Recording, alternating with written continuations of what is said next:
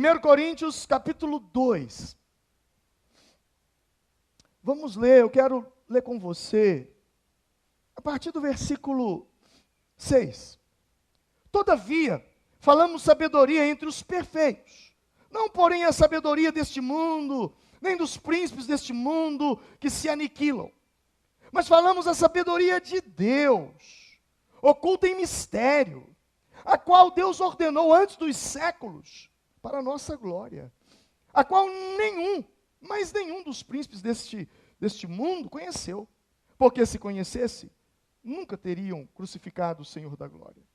Mas como está escrito, as coisas que o olho não viu, e o ouvido não ouviu, e não subiram ao coração do homem, são as que Deus preparou para os que o amam. Mas Deus não-las revelou pelo seu Espírito, porque o Espírito penetra todas as coisas, ainda as profundezas de Deus. Porque qual dos homens sabe as coisas do homem, senão o Espírito do homem que nele está? Assim também, ninguém sabe as coisas de Deus, senão o Espírito de Deus. Mas nós não recebemos o Espírito do mundo, mas o Espírito que provém de Deus, para que pudéssemos conhecer o que nos é dado gratuitamente por Deus, os quais também falamos, não com palavras de sabedoria humana, mas com os que o Espírito Santo ensina, comparando as coisas espirituais com as espirituais. O homem natural não compreende as coisas do Espírito de Deus, porque lhes parecem loucura, e não pode entendê-las, porque elas se discernem espiritualmente. Mas o que é espiritual, discerne bem tudo, e ele de ninguém é discernido. Porque quem conheceu a mente do Senhor para que possa instruí-lo? Mas nós temos a mente de Cristo. Eu vou ler só o versículo 1 do capítulo 3. E eu, irmãos, não vos pude falar como a espirituais, mas como a carnais, como a meninos em Cristo. Pai, te agradeço pela leitura da tua palavra, e peço que o Senhor acrescente bênção a essa enquanto eu estiver falando. Irmãos, essa Coríntios é uma carta que Paulo escreve à igreja na cidade de Corinto. A cidade de Corinto era uma grande cidade naquela época. Era uma cidade que vivia debaixo de uma forte influência da Grécia. Os gregos dominaram o mundo não pela força da sua espada, mas pela inteligência, pela sabedoria e pelas suas filosofias. Tanto que tanta coisa dos gregos nós conservamos na nossa filosofia e na nossa cultura até os dias de hoje. Quando Roma invade a Grécia e pensa que conquista os gregos, na verdade foram os gregos que conquistaram Roma. Porque quando eles lançam mão da Grécia, os gregos levam a cultura para dentro de Roma, e não pela força nem pela espada, mas pela sabedoria. Eles então dominam os romanos. Mas o que me chama a atenção nesse texto é que os gregos e Corinto, por estar debaixo dessa influência muito forte da Grécia, eles valorizavam muito a filosofia. Muito. Eram grandes filósofos e tentavam filosofar tudo. E os coríntios, ao receber a palavra de Deus, ao receber a fé, eles também começaram, nessa veia, tentar entender Deus através da filosofia. E isso foi problemático, e começou a gerar muito problema, porque eles não estavam conseguindo chegar a lugar algum com isso. Desculpa, irmãos. Garganta seca com esse tempo ressecado. E Paulo, então, vendo que eles valorizavam demais a sabedoria humana, a filosofia, e vendo que eles não estavam chegando a lugar algum com aquilo, Paulo, então, ele escreve uma carta.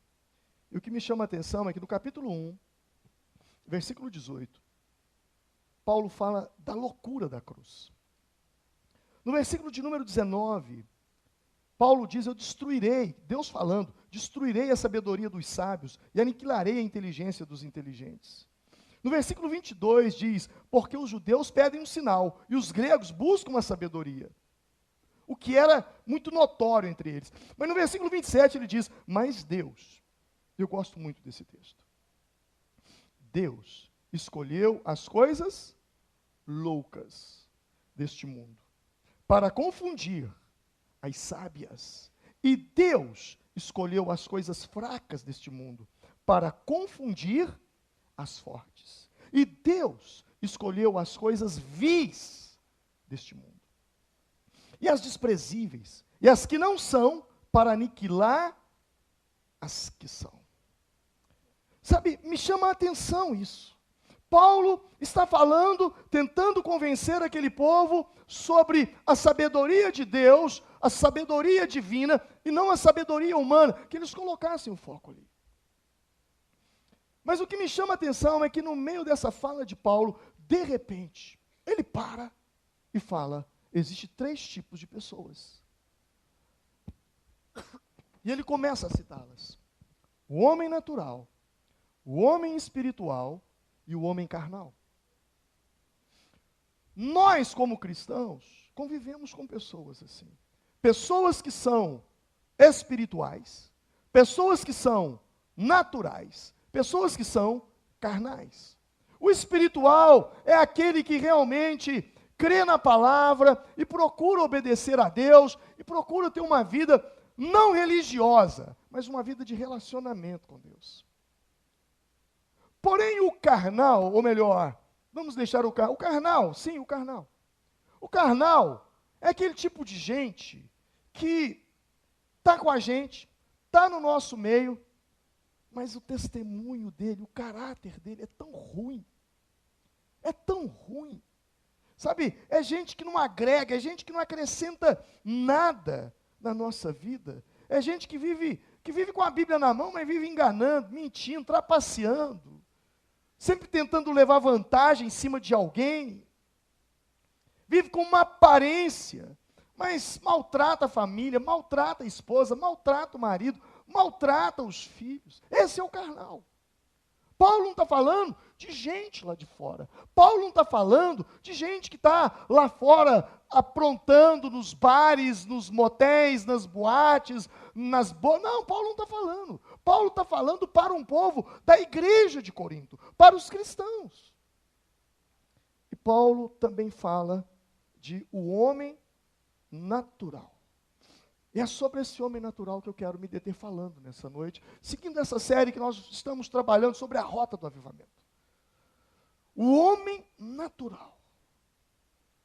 Você. Se nessa noite você fosse preencher um questionário no qual você teria uma pergunta: você é uma pessoa natural, espiritual ou carnal? Como é que você se definiria? Como? O homem natural talvez seja um dos que estejam em maior evidência. E o que me chama a atenção é que o homem natural, ele é o ponto do meio. Ele não é nem espiritual, nem carnal. Mas o fato de ele ser do meio, não quer dizer que ele seja o equilíbrio. Quer dizer que ele está em cima do muro. E qualquer decisão, qualquer momento, ele pode decolar. Mas a qualquer momento, ele também pode afundar. Esse homem carnal, esse homem natural que a Bíblia fala, é gente legal. Sabe, é gente bacana. Agrada todo mundo, mas só não consegue agradar a Deus. Por que ele não consegue agradar a Deus? Porque ele não tem posicionamento. Na mesma hora que ele está aqui, ele está ali. Ele quer agradar a tudo e a todos. Perguntaram ao presidente dos Estados Unidos um dia, qual é o segredo do sucesso? Ele diz, o segredo do sucesso eu não sei te falar, mas eu conheço o segredo do fracasso. E aí eles disseram, então diga para nós qual é o segredo do fracasso. É querer agradar a todo mundo. E o homem natural, ele fica aí assim. Ele não é, mas também não pode dizer que não é. Talvez, se nós encaixássemos ele em uma outra passagem da Bíblia, ele seria aquele cara lá, do que a Bíblia fala lá de Efésios, que não é quente e não é frio. Ou numa parábola, não numa parábola, mas num dos encontros de Jesus, talvez ele seria o jovem rico. que fazia tudo bonitinho, fazia tudo como manda a religiosidade, como manda o cerimonialismo, todo o protocolo, ele tinha tudo. Mas faltava alguma coisa nele ainda para se aprofundar no relacionamento maior com Deus.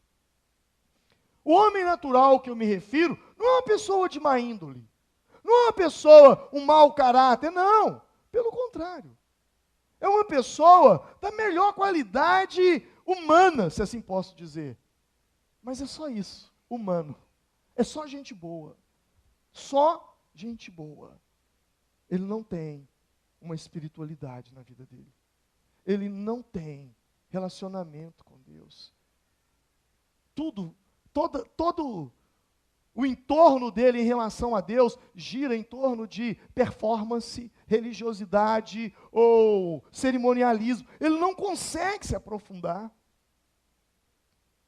A minha pergunta é: você é conhecido pela sua humanidade ou pela sua espiritualidade? Quando o seu nome é citado, o que eles dizem? Fulano é uma pessoa boa. Ou eles dizem, fulano é uma pessoa de Deus.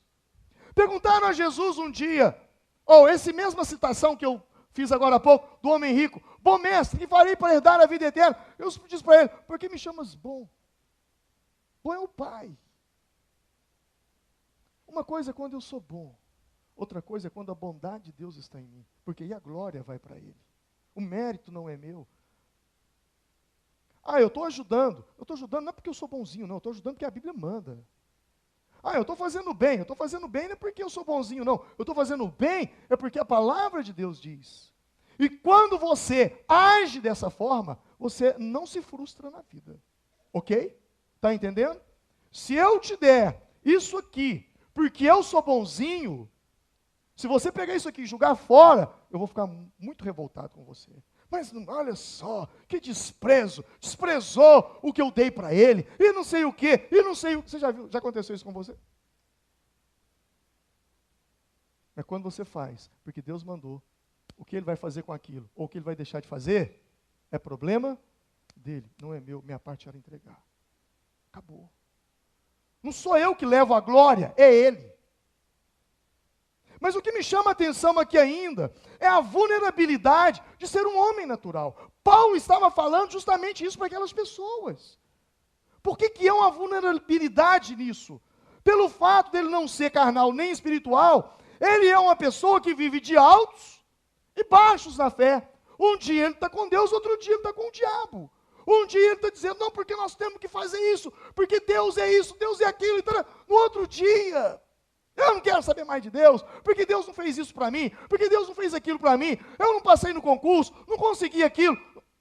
É um homem natural. Ele não é espiritual. Paulo afirma que o homem natural não compreende as coisas de quem? De Deus. O homem natural, ele não compreende as coisas do Espírito. Ou seja, o homem natural, ele não entende o tear de Deus. Diga comigo, tear de Deus. Diga, o homem natural não compreende o tear de Deus. Quando eu digo tear, você sabe do que eu estou falando? Tear? O que é isso, pastor? Aqui em Minas a gente fala tiar. Mas se escreve tear. Mas a gente fala tiar.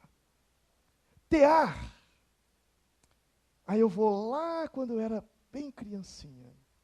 E eu lembro da minha mãe e da minha avó. Eu lembro, eu não sei, era uma máquina de madeira. E a minha mãe ficava passando ali umas cordinhas, e trançando aquilo, teando. E depois saía um tapete. No nosso caso, era muito comum, essa aí já é uma mais evoluídazinha. Hoje, claro, obviamente, existem máquinas, indústrias disso, coisas completamente diferentes do que nós estamos vendo aí. Mas a gente falava tiar, vou tiar. E quando chegava nessa época de frio, eu lembro da minha mãe, que a gente, não era como hoje, que você chega ali na loja, você compra um edredom, não era assim a vida. Quem está aí acima dos 40 sabe do que eu estou falando. E aí ficava, né, para fazer ali aquela coxa para a gente dormir, né? Ou outrora, para colocar no sofá, o sofá ia ficando velho, rasgando. Aí não tinha dinheiro para comprar outro sofá, aí então ia tiar, e fazia, né? Para fazer os tapetes da casa. Só que aquilo é muito interessante, porque é um ponto, né? Aquilo vai passando ali, e eu me lembro que minha mãe ficava, parece que tinha um rolo de linha. Eu era menino, eu apanhava demais por causa daquilo, porque eu gostava de fazer aquele negócio de bolinha. E o troço saía com aquela linha, e aí é que estava armada a confusão. Tear. O homem natural não compreende o tear, o tiar de Deus. Você não compreende. Sabe quando alguém está fazendo ali está bordando, me vem uma lembrança que agora, irmã Corina, só lembra do chinil. Chinil. Quem é que sabe o que é chinil? Gente do céu, eu tenho que ensinar esse povo o que é chinil. Na verdade é chinil, mas nós falamos chinil, né? Deixa isso para lá, nossa, põe a gente velho, esquece esses negócios, vamos vida que segue aqui. Mas vamos falar então do bordar. Bordar, aí você já sabe. Ou fazer o tricô. Que às vezes, há um tempo atrás também, eu acho que a gente não vê mais isso, né? As grávidas faziam, quando sua esposa fez para o Pedro, tricotou e tal. Então, está vendo? Geração já se perdeu. O homem natural, ele não compreende o tear de Deus. Ele não compreende o tricotar de Deus. Ele não compreende o bordar de Deus. E porque ele não compreende o bordar de Deus, o tear de Deus, ele não compreende o não de Deus. Existem pessoas, quando ela é uma pessoa natural, ela não é uma pessoa espiritual, ela não compreende o que é o não de Deus. Ou seja, a resposta negativa da parte de Deus, que é um livramento para a vida dele. E resposta contrária da parte de Deus à nossa vontade é o maior gesto de misericórdia da parte de Deus para conosco. Alguma vez, por acaso, você já fez uma oração dizendo: Deus, obrigado porque você me disse não? Deus, obrigado porque você não atendeu o meu desejo. Deus, obrigado porque o Senhor não atendeu a minha vontade. O homem natural, ele não compreende isso que eu chamo de tear. Ele não compreende, porque muitas vezes o não de Deus, a resposta negativa de Deus, é um livramento para a nossa vida. A resposta contrária da parte de Deus à nossa vontade é o maior gesto da misericórdia dele para comigo, para com você. Como um pai. Quem tem filho sabe do que eu estou falando. Quantos nãos você já disse para o seu filho? E o seu filho é o que é por causa dos nãos que você disse para ele. Quantos nãos que o seu pai disse para você, que sua mãe disse para você? E que esses não foram benéficos. Você ficou chateado na hora. Mas hoje você olha para trás e agradece. É esse bordar, é esse tear, que Paulo está falando, que o homem não compreende. E porque o homem natural não compreende o tear de Deus, ele fica se queixando. É possível que nesse momento da sua vida, alguma coisa esteja acontecendo com você que você não tem explicação. É possível que nesse momento da sua vida, você esteja passando, vivenciando alguma situação que você não consegue enxergar. Mas quem olha para uma pessoa que está ali teando, bordando, tricotando, no início, você não sabe o que vai dar aquilo. Mas depois se transforma num pullover. Você está entendendo? Talvez esse é um momento da sua vida que você não consegue uma explicação. Eu acho muito interessante quando o apóstolo, aliás, quando o profeta Jeremias, nas suas lamentações, Ele diz assim, de que se queixa o homem? Lamentações 3:39, de que se queixa o homem vivente? Cada um queixe-se dos seus próprios pecados.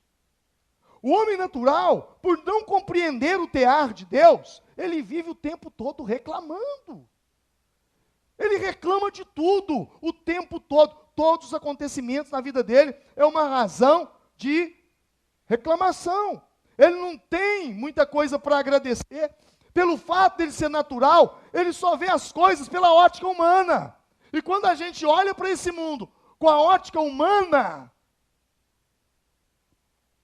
tudo está ruim. Tem nada de bom. Mas quando você olha com os olhos espirituais, mesmo nas coisas ruins da vida, você começa a ver coisas boas. Você começa a dizer, não foi do meu jeito, mas foi bom. Talvez eu não entenda isso agora. Lá na frente eu vou compreender. Talvez eu não sei o que está acontecendo, mas lá na frente, adiante eu vou saber. É gente que olha para a sua vida. O homem natural, ele é alguém que olha para a própria vida e ele não vê progresso.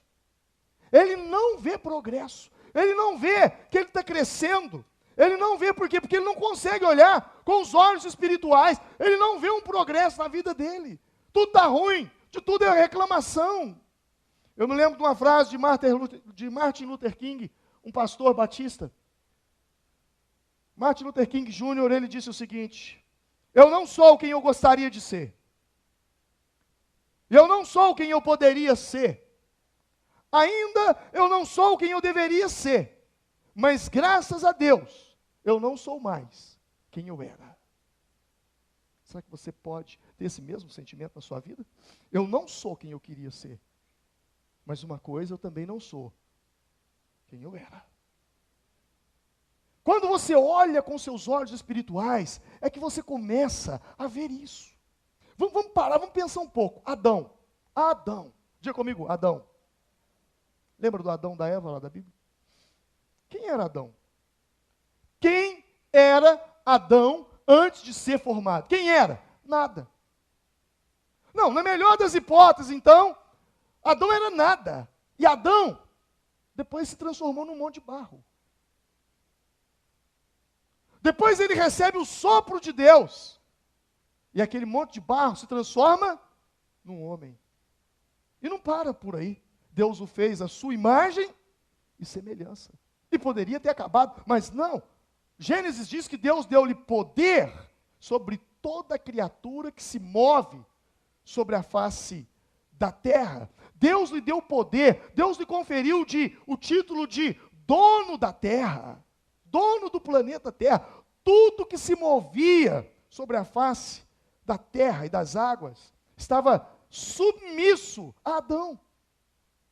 E aí, eles caem na conversinha da serpente, que diz, olha, Deus falou para você não comer, porque se você comer dessa árvore que está do conhecimento do bem e do mal, você vai se tornar como ele. Presta atenção nisso. Presta atenção nisso. Anteontem era nada. Ontem era um monte de barro. Hoje é um homem. Amanhã quer ser Deus? Está entendendo? Você consegue entender? Não há uma satisfação. Você não vê, não, olha, cara, não era nada, veio a ser um monte de barro, recebeu o sopro de Deus, virou homem. Deus agora lhe dá domínio sobre a terra, lhe confere o título de dono da terra, mas não basta. Por que Adão e Eva caíram? Por uma só razão, porque eles queriam ser Deus. Não muda muito quando a gente vê o que está acontecendo aí hoje fora. O homem natural, ele é movido por uma satisfação do momento. E quem é movido por uma satisfação do momento, não entende o tear de Deus. Por quê? Porque Deus está dando um ponto aqui, pensando lá na frente. Só que a gente está de olho no ponto. A gente não consegue ver. Por quê? Porque somos naturais. E esse era o clamor de Paulo. Vocês precisam ser homens espirituais, pessoas espirituais, não naturais, muito menos carnais. Eu estava lendo sobre Jacó. Jacó tinha uma esposa que se chamava Raquel. Se você conhece toda a história, ele casou com duas irmãs, é um rolo, que um troço doido demais, que começa com Labão, tarará. Não vou entrar nessa história, depois você lê Gênesis, você vai entender o que eu estou falando. Mas Jacó tinha duas esposas, que eram duas irmãs, e Raquel ele amava mais. Você já deve ter ouvido essa história, que ele trabalhou 7 anos para casar com a filha, e o sogro, depois dos 7 anos, diz para ele assim: olha, você quer casar com a minha filha? Então, tá aqui. Na noite de núpcias, ele trocou a filha. Deu a outra. Não, eu quero é aquela. Não, aquela é mais 7 anos. E essa, quem ele amava muito, que era Raquel, a outra, ela tinha filhos, Raquel não. E Raquel, em Gênesis capítulo 30, ela era estéril. Mas um dia, numa discussão com Jacó, seu marido, ela disse para ele assim: dá-me filhos. Gênesis 30, versículo 1. Dá-me filhos, senão eu morro. Diga comigo, dá-me filhos, senão eu morro. E Jacó então responde: mulher, quem pode te dar filhos é Deus. Sabe, irmãos, o que pedia Raquel não era um filho, eram filhos. Dá-me filhos, senão eu morro. E a Bíblia nos diz, em Gênesis capítulo 35, que ela deu à luz a um filho, que foi José. Você conhece a história de José. Mas ela disse: dá-me filhos. E depois, ela teve um outro filho, que foi Benjamim. Só que no dia do parto, o filho nasceu e ela morreu. Dá-me filhos, senão eu morro. Há um ditado que diz: cuidado com as palavras que você fala, porque elas têm poder. Mas o que me chama a atenção, sabe o que é? É que dá-me filhos, senão eu morro. Será que Raquel, ao pedir filhos, se ela soubesse que isso lhe haveria de custar a própria vida, será que ela teria insistido? Será que ela não teria dito: dá-me um filho, tá bom? Porque, na verdade, todo o plano de Deus na casa de Jacó gira em torno de José. Era só um. Mas ela pediu plural: filhos, senão eu morro. E morreu. E não pôde criar nenhum dos dois. Então, é essa coisa que eu e você precisamos buscar de Deus, que as coisas não é a ferro e fogo. Sansão: eu quero pai, mãe, eu vou me casar com uma mulher, com uma filisteia, nem uma nada filístia. Vou casar com ela. Casou. Se deu mal. Se deu muito mal. Por final, ele ficou cego, porque os filisteus lhe arrancaram os seus cabelos, porque era a força dele. Arrancaram seus olhos posteriormente, após cortar seus cabelos. E aí, o final da vida dele foi num moinho, como um burro. E possivelmente ele deveria pensar: se eu fosse mais espiritual, não teria caído nessa. O jovem, o filho pródigo, ele foi tão natural: pai, dá minha herança, dá-me a minha herança. Se ele soubesse que o final da herança dele seria ele comendo lavagem no meio dos porcos, teria ele feito esse pedido? E o que dizer dos filhos de Zebedeus? Lá em Marcos capítulo 10, Jesus falando da sua morte, Jesus falando da sua crucificação, Jesus falando sobre o reino de Deus. De repente, os filhos de Zebedeu interrompem Jesus: Senhor, será que não dá para o Senhor dar mais autoridade para mim e para o meu irmão? Não. Nós queremos governar. Eles não estavam tão naturais, eles não estavam entendendo. Jesus estava falando de cruz, eles estavam falando de coroa. Jesus estava falando de dor e morte, eles estavam falando de serem encantados com o poder sobre o mundo e governar na política sobre as pessoas. Jesus disse que eles não sabiam o que eles estavam pedindo, e graças a Deus que Jesus não atendeu. Sabe, é esse tipo de coisa que eu e você precisamos entender. Porque ontem, os filhos de Zebedeus eram quem? Remadores de barco e remendavam rede. Agora, eles são apóstolos de Jesus. Mas o fato de serem naturais e não espirituais, eles pedem para amanhã ser maior do que os outros. Nós queremos ser maior. E aí vem Tiago e diz: pedis e não recebeis, porque pedis mal. Porque você não é espiritual. Por isso a Bíblia diz, nós temos que orar de acordo com a vontade de Deus. E o chamado de Deus para nós é sairmos do status natural e ir para o status de espiritual, para a gente entender este tear de Deus, que é a história de José, é um tear de Deus. Alguém que nasce, logo depois é invejado pelos irmãos, julgado numa cova, posteriormente vendido como escravo, caluniado pela mulher de Potifar, vai parar na cadeia para sair de lá e ser o governador do Egito. Está entendendo o tear de Deus? Deus diz, o libertador virá sobre a terra. O faraó diz, manda matar todos os meninos. A mãe de Moisés dá a luz a Moisés e diz, meu filho vai morrer. Então eu tenho que salvar meu filho. E o que ela faz?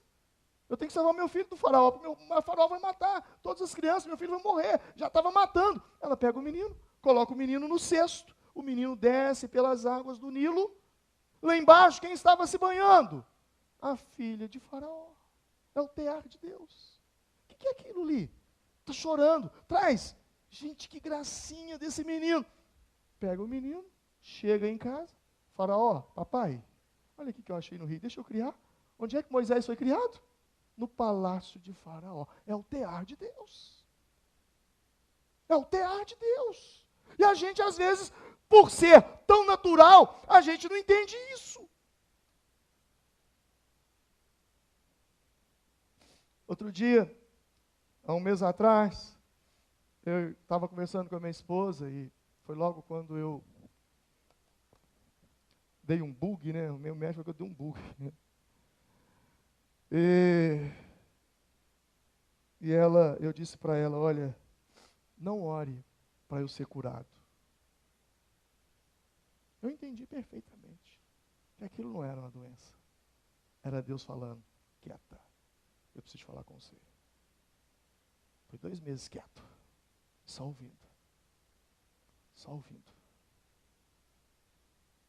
Mas Deus, eu estou fazendo a sua obra, e olha isso, permite isso acontecer comigo. O tear de Deus. Você está entendendo? O tear de Deus. É esse bordado que eu e você, muitas vezes, nós não entendemos. Por que não entendemos? Porque nós estamos com foco no momento, na situação momentânea. Você não mira o futuro. Você não olha. E quando a gente fala dessa questão do tear, do crochê, do tricô e sei lá, do bordado, eu e você precisamos entender uma coisa. É que o avesso ainda será perfeito. Por quê? Porque a vida com Deus, ela é como um bordado. E esse negócio legal que você vê aqui, ó, depende muito do que está aqui dentro. Porque se o avesso não estiver legal, de fora também não vai estar. E Deus começa a trabalhar na gente, é do avesso. Você entende isso? Deus trabalha com a gente, é do avesso. A arte do bordado, se eu posso dizer assim, ela carrega um ensinamento muito grande para as nossas vidas. E que ensinamento é esse? É que se o avesso do bordado estiver perfeito, o exterior também vai estar perfeito. Porém, se o avesso do bordado estiver defeituoso, o bordado também estará imperfeito. Aí eu te pergunto, Deus permite que as coisas aconteçam ao nosso redor para mexer no nosso avesso. A gente não pensa no nosso avesso, né? Já imaginou uma mão enfiando dentro da sua boca e te puxando para fora? Você ficar do avesso? Então comece aqui dentro. Essa transformação da parte dele começa, é do avesso. Mas pastor, então por que eu não entendo isso? Porque é a pressa de querer ser terminado. E para cada objetivo, existe um tempo de trabalho na nossa vida. Às vezes tem coisa que Deus vai trabalhar na sua vida 20 anos, 10 anos. Às vezes tem coisa que Deus vai trabalhar na sua vida em 5 minutos. Depende do que você busca, depende do que você está querendo alcançar. Uma coisa é, se você pediu para que Deus te dê, que Deus te trabalhe, você pode ter certeza de uma coisa: Deus vai começar a trabalhar ao inverso daquilo que o homem faz. Enquanto o homem está preocupado com resultados exteriores, Deus está preocupado com o interior. Por isso, cada experiência que nós temos na vida é um ponto no bordado. Às vezes nem é um ponto, às vezes é um nó. Às vezes Deus não dá um ponto na sua vida, Deus dá um nó, para você não prosseguir mais, porque aquilo não tem nada a ver com você, não tem nada a ver com a sua identidade, aquilo vai ser uma maldição na sua vida. Isso é uma desgraça para você. Então Deus não dá nem um ponto, Ele dá um nó, para parar de vez, para acabar ali, para não insistir mais. Então é certo dizer que Deus começa o seu trabalho em nós por dentro e não por fora. É por isso que o ministério de Jesus começou no deserto e não no templo. É por isso que quando eu comecei a pregar, eu não comecei no altar. Quem conhece a minha história e sabe desde o início, eu comecei nas casas, como se fossem as células hoje. Então nós precisamos entender. Jesus, ele diz assim, olha, Mateus 6:4. O teu pai que te vê em secreto, te recompensará publicamente. Publicamente. Secreto. Secreto é o quê? Avesso. Publicamente. É o que todo mundo está vendo. Secreto, ninguém vê. Secreto, sou eu e Deus. Secreto é a minha intimidade com Deus. Secreto é a minha vida com Deus. Secreto é quando vocês não estão aqui e eu estou sozinho na minha casa, em qualquer outro lugar. O que eu faço no secreto vai repercutir publicamente. Se você quer ter sucesso lá fora, então comece do avesso. Comece a ter sucesso aqui dentro. Porque o sucesso começa aqui dentro e não lá fora. O sucesso duradouro é o sucesso de uma vida com Deus. E eu termino dizendo o seguinte, Paulo termina esse capítulo dizendo o seguinte: mas o que é espiritual discerne bem tudo. O que é espiritual entende o tear de Deus. O que é espiritual entende o bordar de Deus. E ele, de ninguém é discernido. Por quê? Porque ele tem a mente de Cristo. Meu apelo a você hoje é: seja menos natural e seja mais espiritual. Comece a olhar os fatos ao seu entorno. Comece a olhar a vida ao seu redor com seus olhos espirituais. E você vai começar a entender muita coisa que você diz não entender. Muita coisa. Você vai começar a ver o tear de Deus. Você vai ver que ele vai... Eu gosto muito do livro de Esther. E eu sempre digo, leia o livro de Esther, leia o livro de Esther, leia o livro de Esther. Porque são 10 capítulos só. 10 capítulos. Uma história linda, que você vê Deus todos os momentos. E em nenhum momento a palavra Deus é mencionada no livro de Esther. Em nenhum momento. Desde o primeiro ao último capítulo. E quando você termina de ler Esther, você diz, puxa, como Deus fez aqui. E ele não apareceu. Por quê? Porque ele estava teando. Ele estava bordando para depois entregar a obra completa. É isso que o Senhor quer fazer na sua vida. Deus está bordando em você. Calma. Calma. Amém? Você pode dizer, Deus está trabalhando em mim. Deus está trabalhando em mim. Feche os seus olhos. Nesse momento agora.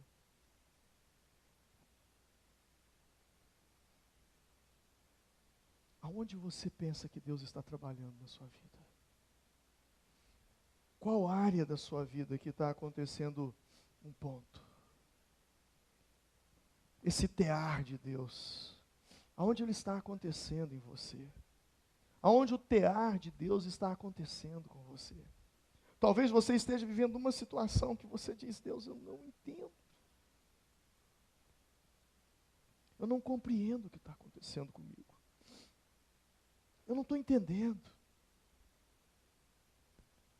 E o Senhor te diz, o homem espiritual, ele compreende todas as coisas, porque o Espírito penetra as profundezas de Deus.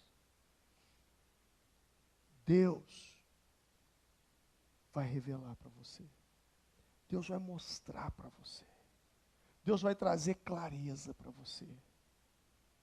Mas você precisa se comprometer em ser uma pessoa mais espiritual, em ser menos natural. Carnal, eu nem cito. Mas eu falo de espiritual e natural. Com seus olhos fechados. Eu quero chamar você a uma reflexão. Você tem sido uma pessoa espiritual? E eu digo, espiritualidade não tem a ver com performance. Espiritualidade tem a ver com fome e sede de Deus. Espiritualidade tem a ver com amar a Deus, com todo o teu entendimento, com todo o teu coração, com todas as tuas forças. Ser espiritual é tentar ver o lado espiritual de cada coisa. Nós vivemos num mundo físico e material. Segundo a ciência, todas as coisas visíveis, elas são feitas de uma matéria-prima.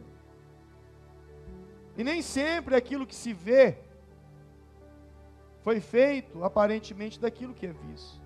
Hebreus fala isso. Ou Romanos fala isso. Romanos.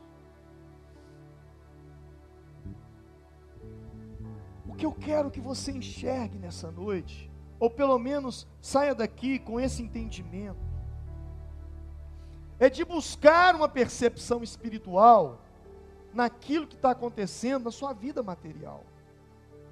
É tentar entender qual é a matéria-prima daquilo.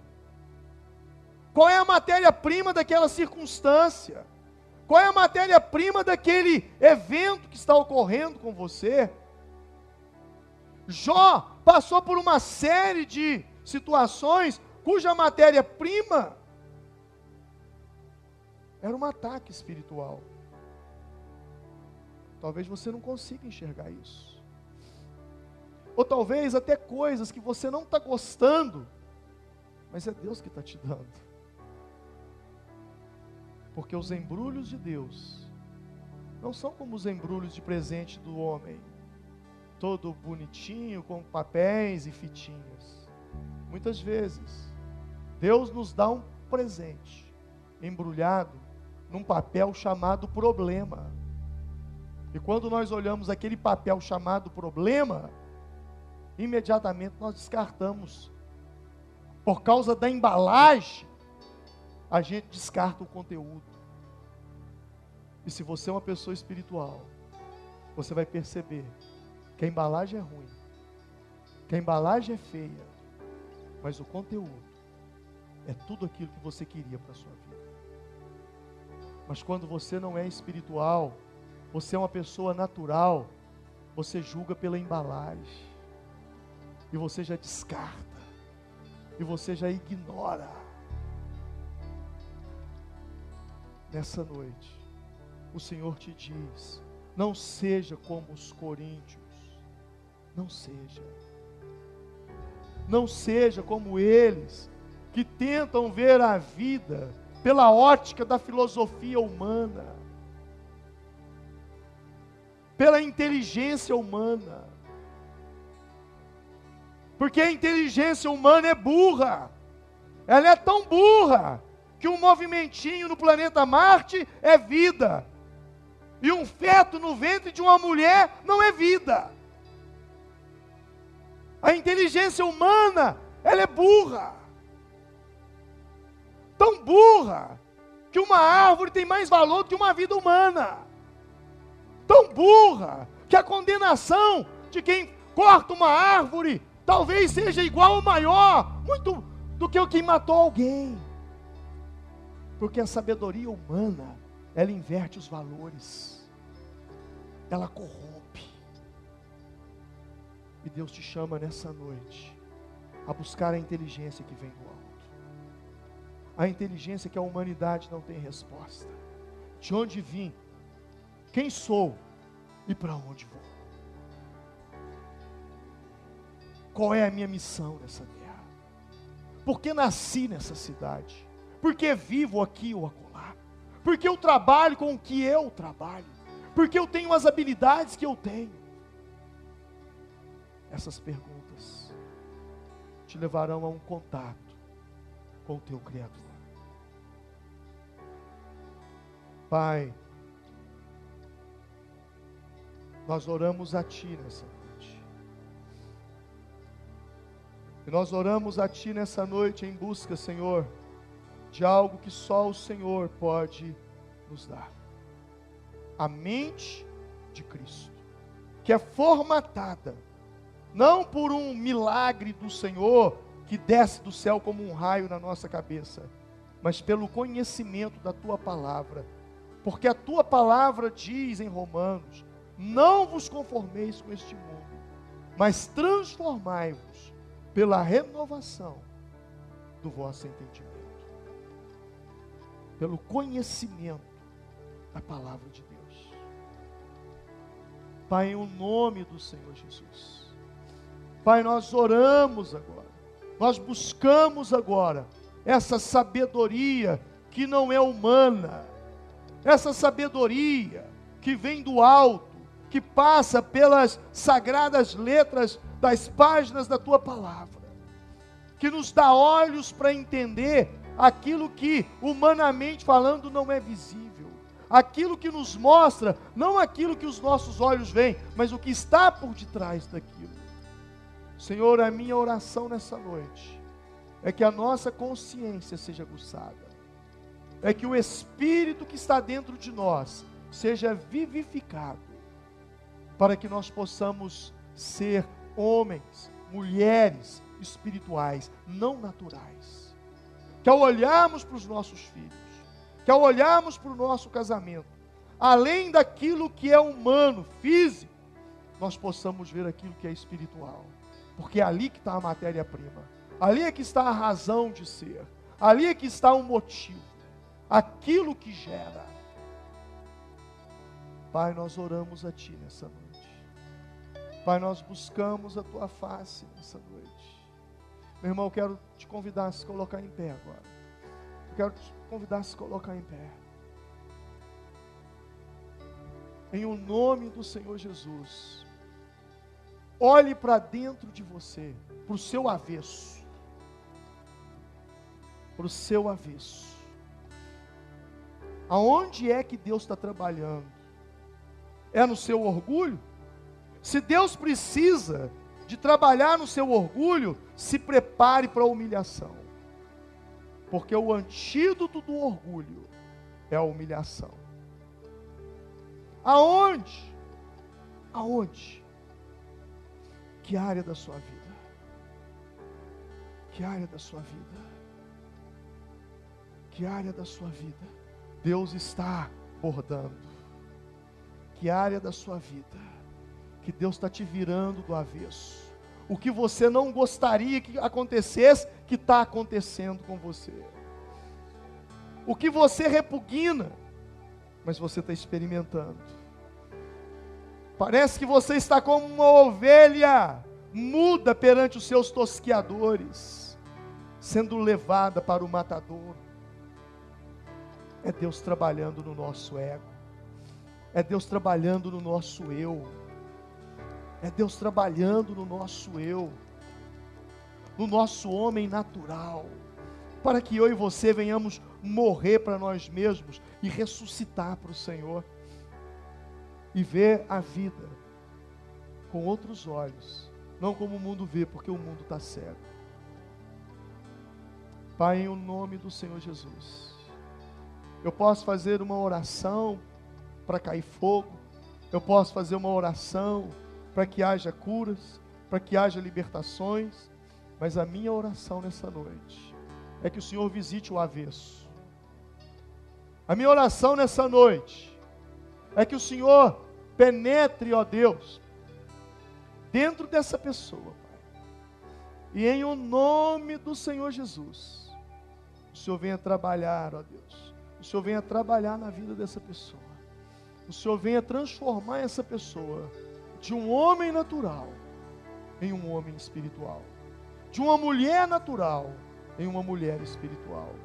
Em alguém, ó Deus, que comece a vasculhar a sua própria vida espiritual e a ver as suas mazelas e misérias. Alguém que realmente se apresente diante do Senhor e diga: Deus, tenha misericórdia de mim e me perdoe e transforme a minha vida e me dê um norte e me dê uma direção. Trabalhe dentro de mim, Pai. Trabalhe dentro de mim, ó Pai. Trabalhe dentro de mim, ó Pai. Trabalhe. Eu quero orar nessa noite.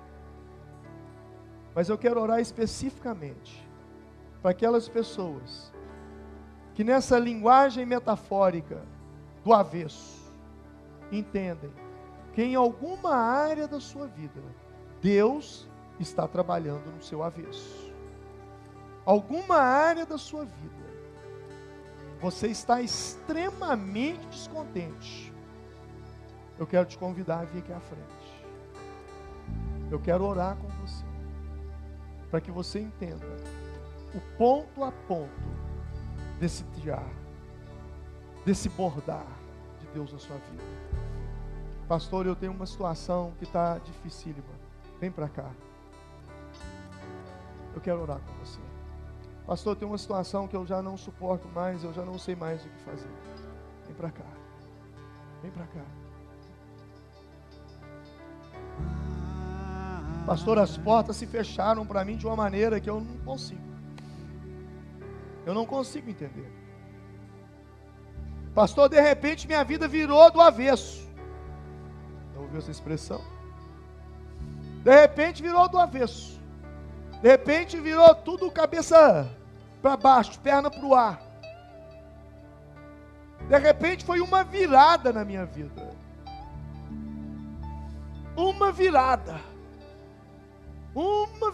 na qual eu não tenho uma explicação, na qual eu não consigo entender, na qual eu não consigo entender. Eu já tentei entender, eu já orei dizendo: Deus, me mostra o que é, mas eu não consigo entender. Eu não consigo visualizar o todo. Eu não sei o que você está vivendo. Eu não sei o que você está enfrentando. Eu não sei o que passa dentro de você.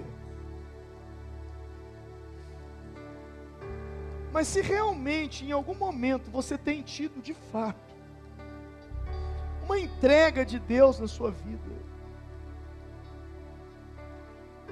você é capaz de olhar para você mesmo e ver que você não é mais quem você era. Talvez você não seja quem você gostaria de ser hoje. Talvez o seu estado desejado ainda não chegou. Mas quando você olha o seu estado atual e você vê quem você era, talvez você esteja muito focado numa área. Talvez você esteja muito focado na sua vida financeira. E você esquece de olhar para a pessoa que você se tornou. O homem e a mulher que você se tornou. A maturidade que você alcançou. Talvez você não tenha aquilo que é material que você gostaria de ter. Mas quando você olha para dentro de você, você vê que a paz que você tem hoje, você não tinha antigamente. Alguma coisa está acontecendo no seu interior. alguma coisa está sendo transformada dentro de você. Transformado dentro de você. Transformado dentro de você. Transformado. É como quem entra numa grande represa de águas escuras e começa a nadar. É como se você saísse da margem. Imagine isso, você entrando numa represa. E de repente você começa a caminhar, e as águas já não dão mais pé. E você começa a nadar. E você gosta de nadar. E você vai se aprofundando para o meio da represa. Para o meio da represa, você vai nadando, nadando, nadando. Mas de repente, vem uma neblina e baixa sobre aquela represa. E aquela neblina, ela é densa. Você não consegue enxergar um palmo além dos seus olhos. Então o que você faz? Você começa a dar braçada, mas você não sabe mais aonde está a margem. Talvez você está dando tanta braçada, pensando que está indo para a margem, e quanto mais braçada você dá, mais profundo você vai, porque você não enxerga nada, você não entende o que está acontecendo. Mas há um momento que você cansa, e uma voz te diz: vinde a mim, vós todos que estáis cansados, sobrecarregados, oprimidos, eu vos aliviarei. Então você descansa, você para de dar braçadas, e você começa simplesmente a boiar e esperar a morte, porque você sabe que algum momento, você vai afundar. Mas só que sem perceber, naquele descanso, de tanto cansaço, de se esforçar, de bater as pernas e os braços, agora você está tão cansado, você parou. Só que você não percebeu que nesse parar, as ondas foram te levando devagarinho, devagarinho, uma onda suave, uma após outra, e você não percebeu, e elas foram te empurrando, te empurrando, te empurrando, te empurrando. Você olha para a esquerda, você vê neblina, para a direita você vê neblina, para frente, atrás, só neblina.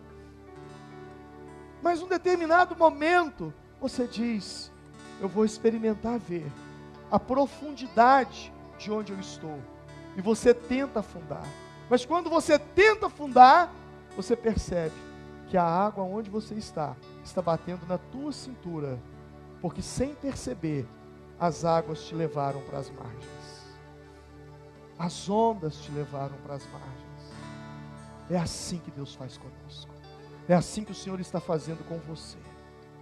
As ondas de Deus estão te levando para um lugar seguro. As ondas de Deus estão te levando para um lugar onde você tenha firmeza. As ondas de Deus estão te empurrando, estão te conduzindo, te conduzindo. E o Senhor te diz: filho meu, filha minha, não temas, porque eu estou contigo. No tricotar, no bordar, no tirar de Deus. Deus pode não te livrar da tempestade, mas Ele vai estar com você. Ele pode não te livrar de passar pelo vale da sombra da morte, mas Ele passará com você. Ele diz: se passares pelas águas, elas não te submergirão, e se passares pelo fogo, ele não te queimará, porque o Senhor está com você. Talvez Deus não vai impedir de você passar por essa prova, mas saiba de uma coisa: em todo tempo Ele está com você. Em todo tempo. A única coisa que você não pode fazer é desistir. Não desista, não desista, porque o homem espiritual, ele consegue ver além do momento.